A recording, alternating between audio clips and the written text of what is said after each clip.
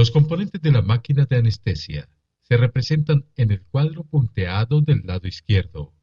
Los compartimientos farmacocinéticos del organismo en el cuadro punteado del lado derecho. La curva de la concentración en el tiempo en el circuito. El alvéolo y los tejidos se representa arriba y a la derecha. La línea punteada de la curva y la línea punteada del compartimiento cerebral representan el CAN95. La gráfica muestra que, con la maniobra para saturar el circuito se logra una concentración de 5.8% de sevoflurano a los 2 minutos. En este momento el circuito se considera prellenado con anestésico. Una vez prellenado el circuito, se instruye al paciente para que haga una expiración máxima, con lo cual conservará solo el volumen residual. En ese momento se coloca la máscara facial conectada al circuito respiratorio, manteniendo la misma mezcla inhalatoria que se utilizó para la saturación del mismo. Se moviliza el selector a la posición 12, reloj imaginario. La punta de la flecha debe rotarse 180 grados pasando por la posición de las 9, nunca por las 3. De esta manera, el circuito queda comunicado con la máscara del paciente. La retención del volumen inspiratorio, luego de una expiración máxima, genera un aumento de la presión alveolar de fin de inspiración, lo cual incrementa la difusión alveolo-sangre del agente anestésico inhalado. Cuando el conector está en la ubicación adecuada, es decir, que permite la comunicación entre el circuito y la vía aérea, se le pide al paciente que realice una inspiración máxima, reteniendo este volumen inspirado el mayor tiempo que pueda. Luego se coloca la tapa de seguridad.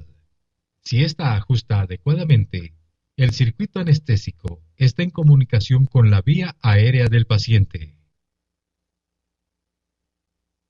Con la primera inspiración profunda se presenta pérdida de conciencia en el 59% de los pacientes. Si esto no ocurre, se continúa en contacto verbal con el paciente, haciendo que repita la maniobra de inspiración profunda. Según nuestra experiencia, con 3 respiraciones profundas, más del 95% de los pacientes presentan pérdida de conciencia. Los cambios en la concentración de sevoflurano en el circuito y compartimientos corporales, principalmente en el cerebro, al finalizar la inducción con capacidad vital retenida a los 3 minutos. Con este tipo de inducción, evidencian que el paciente se encuentra en un plano anestésico adecuado y puede realizarse la permeabilización de la vía aérea con máscara laríngea o tubo endotraqueal. Observe que la concentración está por encima del CAN intubación, que para el sevoflurano es de 4.52%, y del CAN-BAR, que para el sevoflurano es de 4.15%. La simulación muestra una concentración alveolar de 5.0%. Continuando la ventilación con esta concentración, al cabo de 3 a 5 minutos, el paciente estará en un plano anestésico adecuado, con una relajación de la musculatura bucofaríngea y laríngea que permite manipular la vía aérea, inclusive para realizar la intubación endotraqueal, sin la necesidad de relajantes neuromusculares. La colocación de la máscara laríngea puede lograrse a partir de los 2 a 3 minutos. Antes de permeabilizar la vía aérea, se debe girar el selector de las 12 a las 6 para que el circuito nuevamente quede aislado del paciente y del medio ambiente.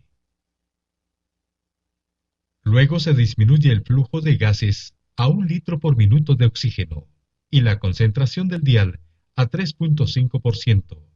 Posteriormente se retira el circuito del paciente y después se coloca la máscara laríngea o se realiza la intubación endotraqueal.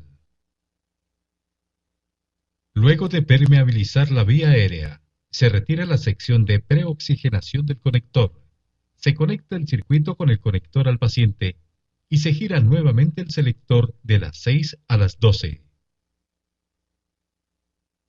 Finalmente, se coloca la tapa de seguridad. Si ajusta adecuadamente, el circuito está comunicado con la vía aérea del paciente. Una vez intubado el paciente o colocada la máscara laríngea, y conectado al circuito respiratorio, se deja la concentración de sevoflurano en el equivalente al can quirúrgico, con un flujo de gases frescos no menor a 1 litro por minuto, preferiblemente con oxígeno al 100%, y se monitoriza la fracción inspirada de oxígeno, los gases anestésicos y la capnografía. Es recomendable ventilar al paciente mecánica o manualmente y no dejarlo en respiración espontánea.